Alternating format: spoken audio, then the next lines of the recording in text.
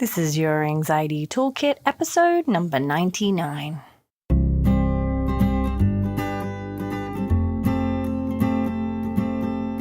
Welcome to Your Anxiety Toolkit. I'm your host, Kimberly Quinlan. This podcast is fueled by three main goals. The first goal is to provide you with some extra tools to help you manage your anxiety. Second goal, to inspire you. Anxiety doesn't get to decide how you live your life. And number three, and I leave the best for last, is to provide you with one big, fat virtual hug. Because experiencing anxiety ain't easy. If that sounds good to you, let's go.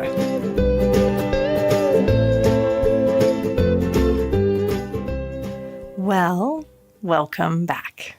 This is the 99th episode. Do prepare yourself for a very exciting 100th episode, which will be next week. I cannot wait for this. We're having a party and you're invited. So I would love to cordially invite you to the 100th episode next week, where we will be having a very big party, doing some very fun things. So keep an eye out for that. But this episode, the one right before the 100th, is probably the most dear to my heart. Actually, it is the most dear to my heart. We have a very, very special guest with us today to talk to us about their experience with panic disorder.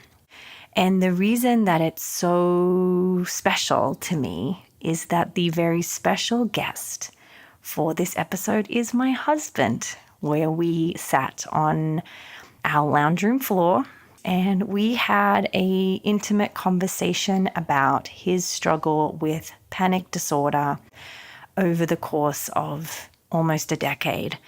And he vulnerably shares his experience and what it was like for him and his wins and his losses and the ups and the downs. And I'm so grateful to him for sharing this episode with you all and with me and trusting us with his story, because he doesn't really do this often. He doesn't like to come on with this stuff. And it was just so magical and wonderful for me to have the honor of interviewing him and having him share this really wonderful, powerful story about panic disorder and the treatment of panic disorder. So I'm so thrilled to share this with you. I am actually going to call this the I Did a Hard Thing segment, the whole episode, because he shares all of his experiences with doing hard things. And I just adore him for doing that. I really, really do. I think that it takes a lot of vulnerability and grace to do this kind of interview. We've had some amazing interviewees on the podcast. And for any one of you who is out there telling your story and being vulnerable, I salute you.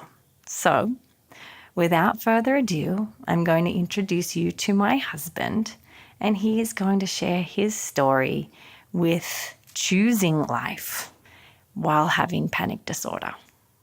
Have a wonderful day, and I will see you at the party next week. 100th episode. I cannot wait to share that with you.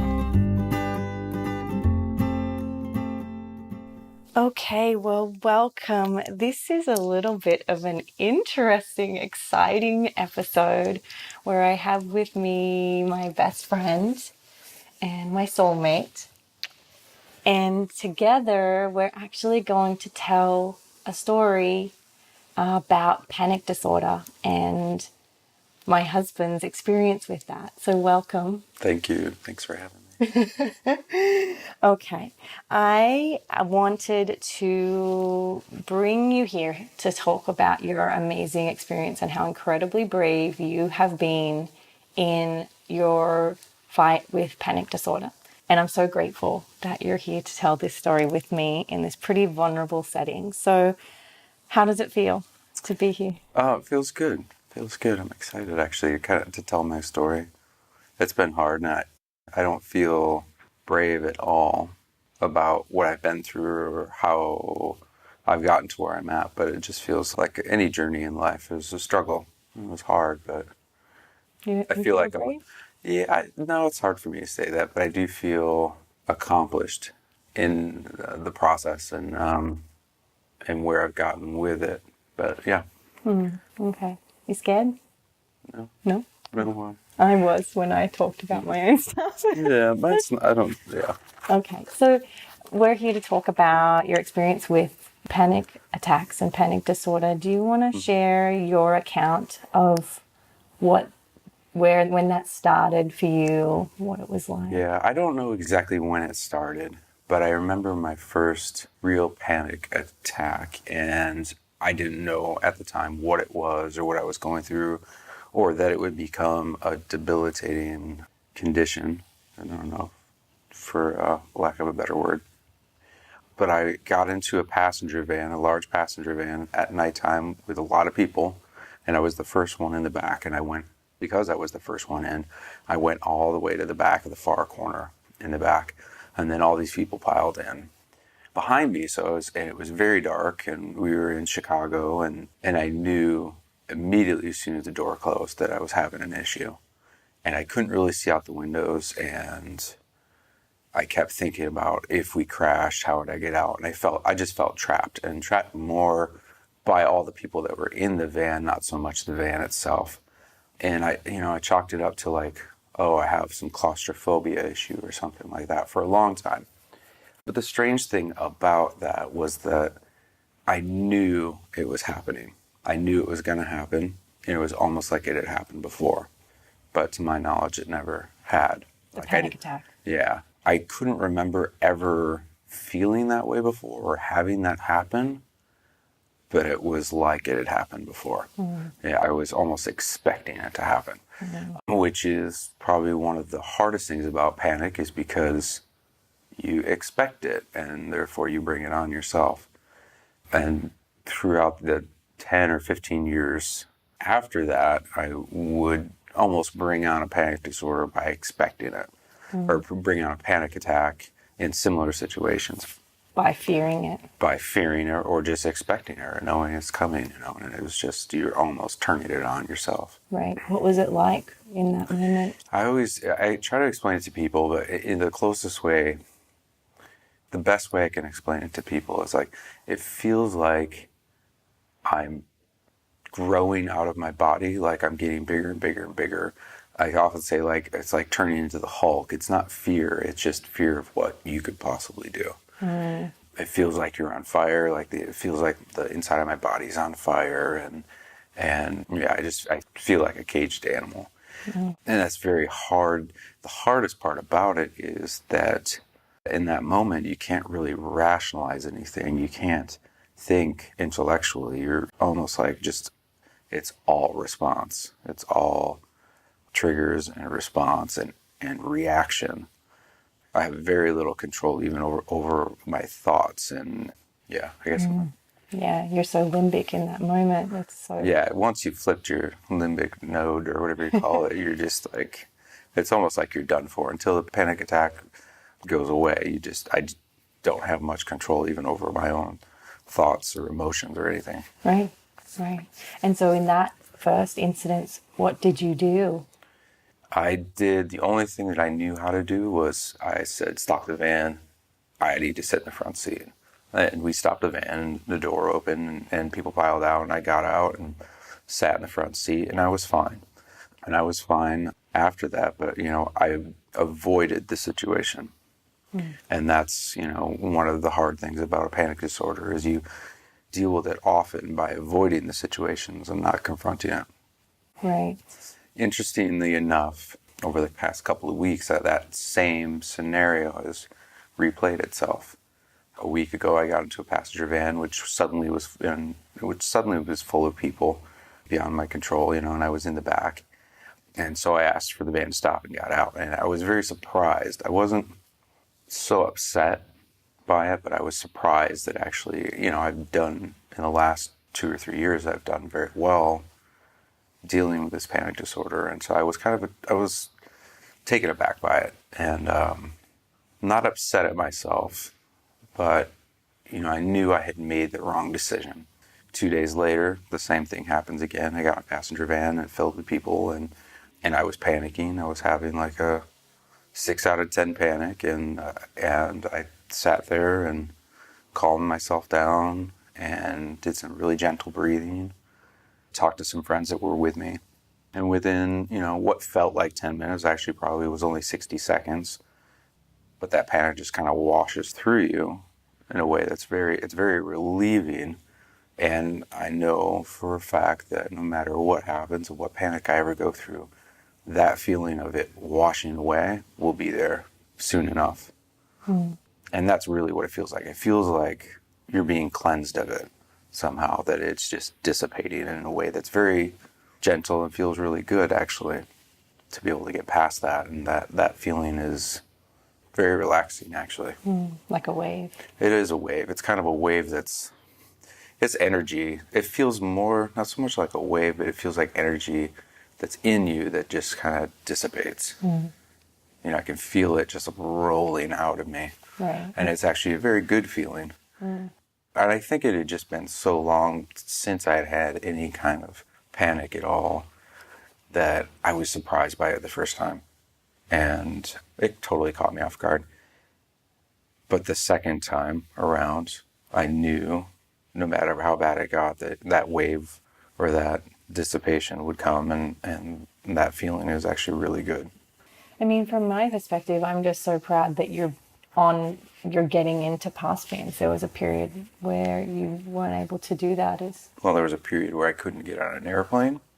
I couldn't get into a crowded train, buses, anything that for some reason it revolved around transportation and lots of people being involved, like packing into something moving that I couldn't get out of and was confined by people. So it was very specific. And, at first I thought it was claustrophobia, and then I quickly realized that I could be having it if I was stuck in a very large space, but I was still confined and unable to leave. I could have a panic attack too. So I quickly realized that it wasn't claustrophobia, and I didn't know what it was. And I kept looking for things in my life, like, why is this happening to me? What brought this on? There must be there must have been an incident that caused this. And I spent a lot more time, I think, looking for that answer than I did actually dealing with it for several years. So you had this original panic attack in that passenger van. What was the timeline for you after that? What was the progression of your panic disorder? Well, there really, for several years, 7 or 8 years, there wasn't a progression. There was this period where I just, for whatever reason, I wasn't in those situations. I wasn't traveling a lot. I wasn't flying. And I think more than anything, that situation didn't arise again until, 8 years later. And I was traveling a lot more, flying back and forth between the East Coast and the Midwest and the West Coast where we live. And I got on a small plane that was crowded, and it was so small I couldn't stand up in the aisle. I couldn't stand up fully in the aisle. It was such a compact cabin. And I became very nervous, and I was very aware that the door to the plane was still open, and that if I was going to get out, I had to get out now before the door closed. And I probably did the worst thing that I possibly could have done in that moment, and I got off the plane. And that was the first of many instances where I became panicked, and my reaction was to get off the plane. And I was very hyper aware of that door. And it became kind of this, I don't know what to call it, but it became kind of this, like, the source of the anxiety in some ways, it was all about that door and whether it was open or closed, and rushing out that door right before it closed, basically was, I don't know how else to say that. Yeah. I remember you would kind of say to me, like, you were getting on the plane, you wanted to be on the plane, but it was sort of like a fight to the end of when they close that door, whether you get off or you get on. Yeah. Will I get off? Will I get off on? What will I do? Kind of back and forth. That uncertainty and that second guessing yourself, and almost trying to beat a deadline, but not keep the deadline out of your mind is just, it's like an impossible situation. If, especially once you go limbic, you know, there was no turning back at that point. Now things are very different. I welcome that door closing in a way that I didn't before. And that was one of several keys to overcoming this. And when I say overcoming this, it's not like this is out of my life. I know that this will happen again. And it's about facing that anxiety and knowing that it's not going to last. It can't last. Right. So cool. I probably had gotten off somewhere between 12 and 20 flights before I feel like I gained some control over my panic disorder. And there were several key components to that, one of which was obviously a lot of therapy, a lot of dealing with all the things in my life that I hadn't dealt with before. But it was a long process. And part of me thinks that, you know, if it wasn't for you, I probably would still be this way and I probably would just have avoided ever flying.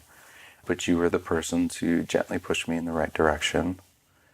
You could see that this was something I could get past, you know, and as you became a therapist, it was quite obvious to you that this is curable. Panic disorder is absolutely curable.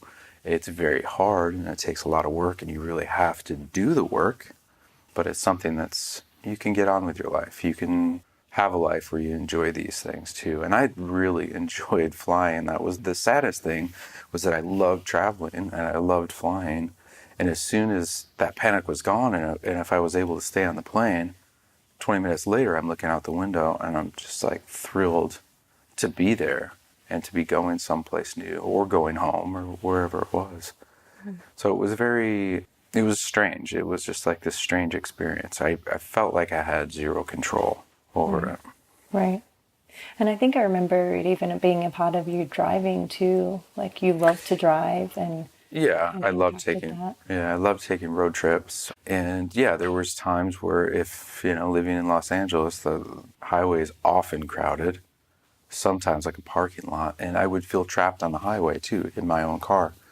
And that was difficult. That became the point where it was really kind of taking control over my life, and I was making decisions based on avoiding this panic. I wasn't taking jobs where I had to travel as much. You know, I turned down some really cool opportunities because I didn't want to get on a plane. You know, I was several times offered jobs to go to Hawaii, and I turned them down. You know, I found an excuse. I found other work. I've said, I don't like traveling to work. I want to be with my family, which of course I do. But I turned down a lot of cool opportunities because of this. And that was over a span of 10 years. So it affected my life. I wouldn't say greatly, but it definitely had an effect on my life. what about socially?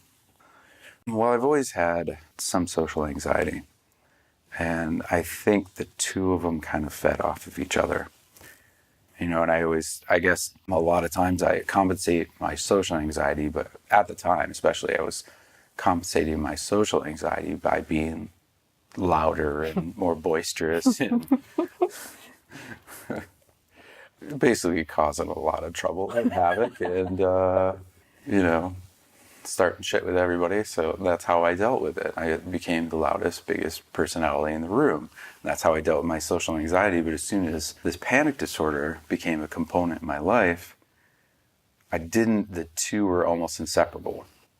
So it had a huge effect on me.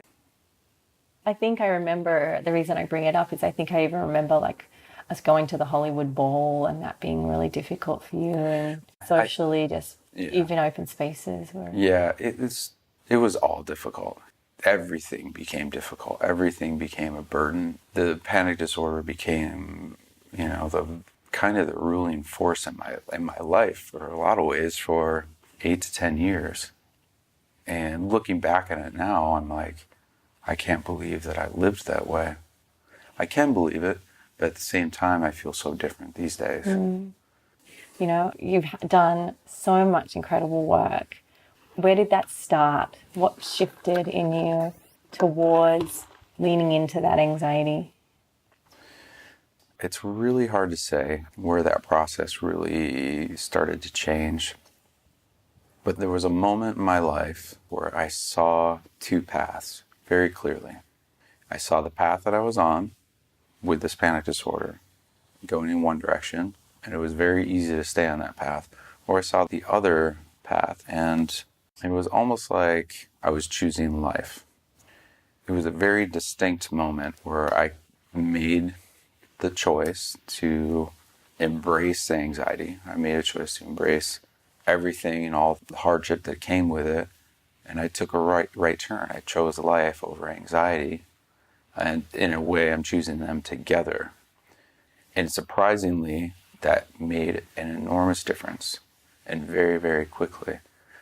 To the point where it was like I was getting on planes a week or two later, several times a month, and flying with absolutely no anxiety, which I hadn't done in 12 to 15 years. And it was almost like it was kind of like a miracle, but there was a choice involved. And I had to, it was like facing your fear and saying, I can have both. I can have this panic disorder and I can not let it affect me at the same time. I can live my life and wave to it and wave goodbye to it and just let it come and go and do its thing, you know? What were the steps? Like before you got on a plane, you were also doing other exposures. Do you want to share?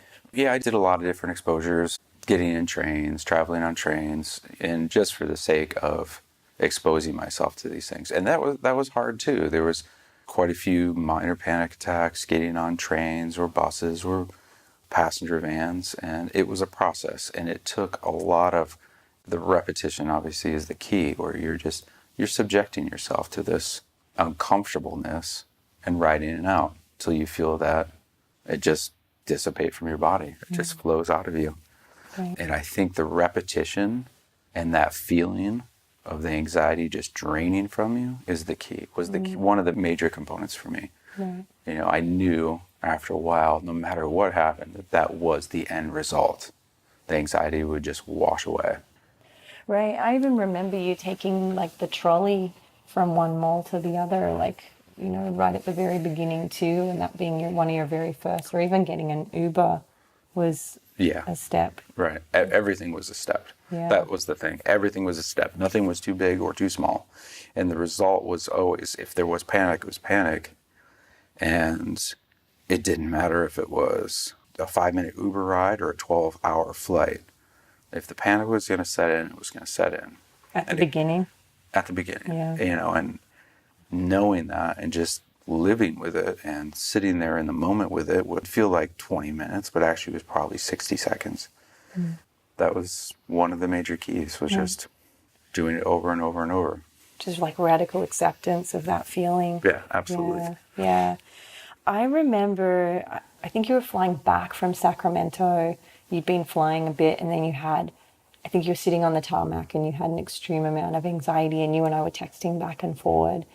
And something must have connected, and I think it was a little bit of like anger, or, you know, maybe even some swear words or something, where you sort of swore back at your anxiety. Do you remember that? That probably happened so many times that I don't specifically remember one instance where that happened, Right. but I remember several times you and I texting back and forth, and getting angry at the anxiety, getting angry about it. It's weird how many different things can help. Humor, laughing, a lot of times could just instantly cure it. You know, if I could figure out a way to make myself laugh by giving the air hostess shit about something, or, you know, like if I was traveling with somebody or texting with somebody at the time or making a phone call, if I could make myself laugh or do something that made myself laugh, a lot of times that would cure it. But also, you know, getting mad at it, a lot of things could keep you from going into that limbic state. It kind of grounds you in a way. Those things like being human, being emotional, having good emotions or bad emotions or whatever, anything besides panic, emotionally kind of would dissipate the panic. Right. So yeah, getting mad at it helps. I remember you saying that, because I think I was like screw anxiety, get on that plane or Right. whatever it was. And Yeah. you were like, wow, I think I used actually more profanity than that. But Of course. and that really, you said like, yeah, that's you choosing life. You're like, you will not decide what I Yeah. do with my life. Yeah, and writing that stuff, I think, seems to be, there's a big difference between thinking something and writing it. Like And I texting would, it. or journaling it. A lot of times I would have a notebook that I would carry on almost every flight, and it would have stuff written in it. Stuff that I had written maybe the day before, or the week before, or the last flight, and I could read those, and they were like important ideas, important concepts regarding anxiety or the plane or the door or whatever. But also, often I would write in the moment, fuck anxiety, fuck the door, that kind of stuff. That surprisingly really helped.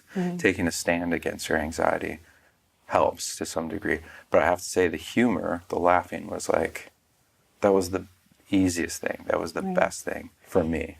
Right, which for me, that's who you are. That's such a personality trait. So I think you're a jokester, like relentless. I know I don't sound like it right now today, but No, but you are relentlessly a jokester. And I think that's your true personality. So in that moment when you turn to jokes, it sort of dropped you down into who you are instead of letting anxiety make the decision for you, or at least that's how it sort of seemed to me. yeah, I feel more like myself. Yeah. Basically. Yeah. I'm like reconnecting with who I am Right. in that moment instead of this person who cares more about the fucking door on the airplane than anything else in the world. Right. Yeah. It was very cool. How long do you think that process took in total? From the trolley ride to the... There was, I went through this even before you became a therapist. I was doing exposures. We weren't calling them exposures. You and I didn't talk about it that much, but I knew that's what I was doing. I was getting on, the big thing for me was being able to travel on a plane. That was ultimately, that was the big goal. So I was taking short flights between LA and Sacramento. So there were several stages of that. I would do that for, several times in a year, and then I wouldn't fly for a year. And then I would do it again, or we would fly home to Australia. And to prep for that, I would go sit at the airport.